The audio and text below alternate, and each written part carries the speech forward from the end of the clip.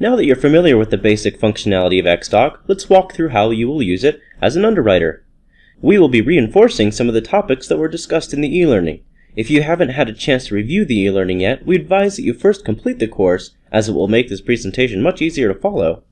Alright, let's get started. First and foremost, we want to stress that you will still be performing the identical tasks that you do today within IHM. The only difference you will encounter is that you will no longer have a physical paper file. Instead, anything that is printed will be printed electronically right into XDOC. You will continue to check and input dates just like you always have. The paperless process starts with origination and processing. Each role throughout this process is considered to be the gatekeeper for the prior role. For example, as an underwriter, you are the gatekeeper for the processor, meaning that you must confirm that there are no unfiled document types. If documents remain in the unfiled document type, you will return the file to the processor to properly index the documents before submitting the loan. If you need guidance on how to do any of these procedures, feel free to go back and review the e-learning found in Academy University or the job aids and written procedures that are found on Channel A. You will be alerted for underwriting submissions in the same way you are notified now. Based on the procedures currently in place for your branches, the processor will either provide a manila file with the borrower's name and loan number, even though it will be empty, or they will send you an email advising that the file is ready for review with the subject line noted as borrower's last name, loan number, and new file submission or condition review. XDOC can be accessed through a shortcut that was installed on your desktop. When you open XDOC, you'll be prompted to log in. Your login credentials are the same as your Outlook credentials. You can even prompt XDOC to remember your credentials, so you only need to log in once. Now let's take a look at what you will be doing in XDOC throughout the underwriting process. Your first step is to make sure that there are no unfiled document types. As we already discussed, if there are unfiled document types that haven't been indexed, please send an email back to the processor to perform the appropriate tasks. So once you've confirmed the file is ready for underwriting, go ahead and print a hard copy of the underwriter worksheet found in Channel A to organize your thoughts and take notes, if that's your standard procedure. Remember that you'll have to change the default printer from XDOC to a local printer when printing the underwriter worksheet. Once this file is approved, you will scan and print the document to XDOC and index it as trash. Next, be sure to review any notes the processor may have provided within the underwriting cover sheet document type. Now, as you review your file, your responsibility is the same as it is today. Please make sure that all documents uploaded to XDOC within your stack view are thoroughly reviewed by you, and make sure they reflect the final package that would be reviewed by the investor. AUS findings will be run as they normally would be. As a reminder, you need to print them to XDOC, so simply click on Print, make sure XDOC is the default printer, and then index them as ASU findings, DU, LP, or etc. Any duplicates, incorrect documents, or unnecessary documents should be reindexed to the trash document type, so they will not be included for investor delivery. Let me remind you how to do this simply.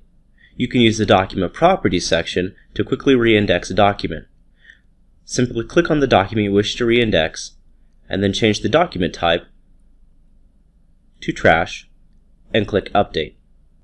That's it. Annotations are a tool for processors and underwriters that make it possible to leave notes on specific pages of a given document right in XDOC. Find the annotations in this area of your page viewer. You will find shapes, highlighting, text, and image annotations. Academy policy forbids the use of the redaction tool, seen here. Place an annotation by selecting a type of annotation, and click and drag to establish the size and set the annotation. Move the annotation by holding the right click on the top or bottom of the annotation and dragging. Resize it by holding right click on the bottom right corner of the annotation. Release to set it.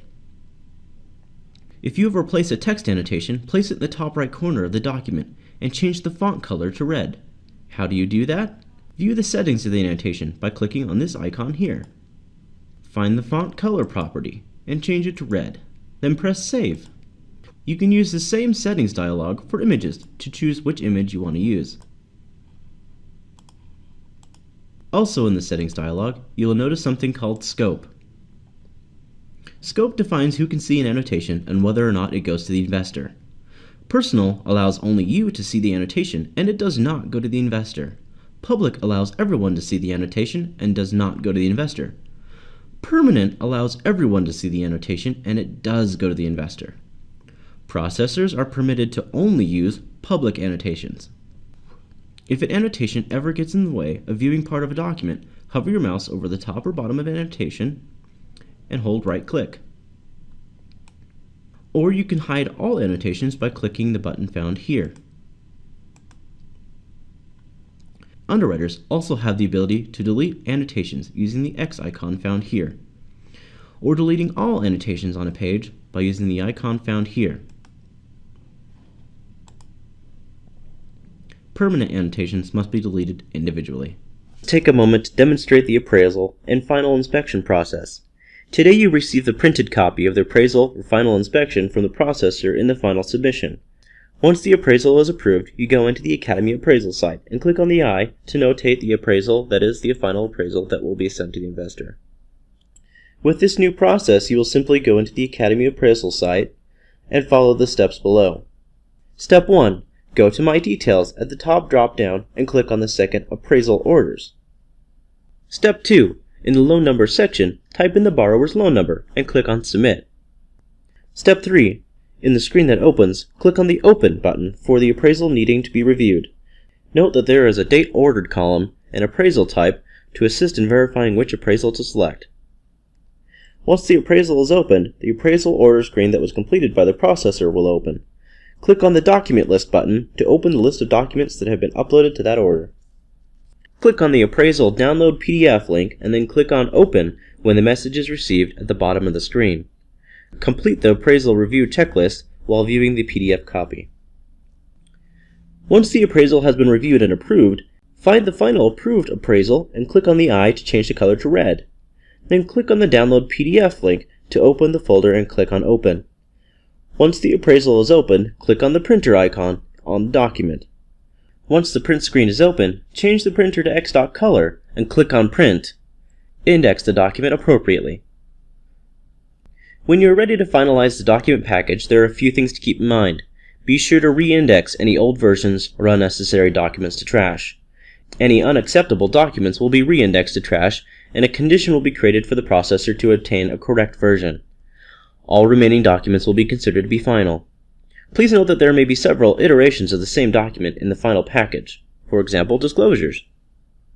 You will need to print any documents you generate to XDOC, so let's review how that will work. Any type of document you access via website, for example a disaster search, will be printed directly to XDOC from the site. Then for the documents you generate, like the condition sheet, transmittal, 1003 loan application, 92900, Channel A templates, or anything else you normally print out of IHM, the process will remain the same. The only difference is that you print each one directly to XDOC. For documents requiring your signature, such as Channel A templates, i.e. UCDP Underwriter Worksheet, transmittals, VA documents, USDA docs, etc., you must first print a hard copy. Let's review the steps to do that. During the XDOC e-learning, you were instructed to change your default printer to XDOC. So if you simply tried printing it as now, you would send the document to XDOC without obtaining the signature. All you have to do to print to paper first is download a copy of any templates or docs to your computer. Open the document in its document viewer and change the printer to your local printer. Adjust the remaining print settings as needed, and then press Print. XDOC will remain the default printer, so don't worry about the next time you need to print to XDOC. It will be ready for you. Once the document has been signed, please scan it and then print it to XDOC. At that time, you will also index it to identify the correct document type. Note that the Underwriter Worksheet will be printed to XDOC and indexed as trash. You will be notified once conditions are submitted for underwriting review via email, which will include the borrower's last name, loan number, and conditions submission in the subject line. Or the processor will provide you with a manila folder to alert you the condition is ready for review.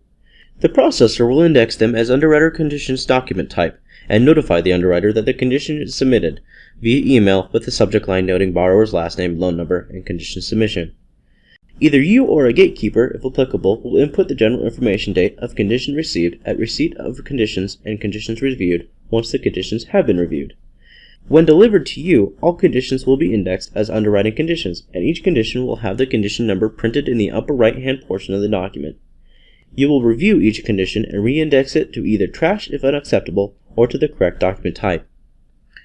Any documents shown as underwriting conditions must be re-indexed before finalizing the loan. Any unfiled documents must also be re-indexed prior to moving the file to the next stage. When you are ready to issue the final approval, input the IHM dates in the General Information screen to stage the loan properly as done today. Print a hard copy of the final condition sheet and transmittal since they require a signature. Then scan those signed docs to yourself and print them via XDOC. Index the document to the correct document type, and notify the processor and the loan originator of the approval via email through the conditions screen, also sending the condition sheet. This is the same process as it is done today, except that you have 2 additional steps to scan, then print, and index through the XDOC function. Thank you for taking the time to review this brief presentation unique to your role.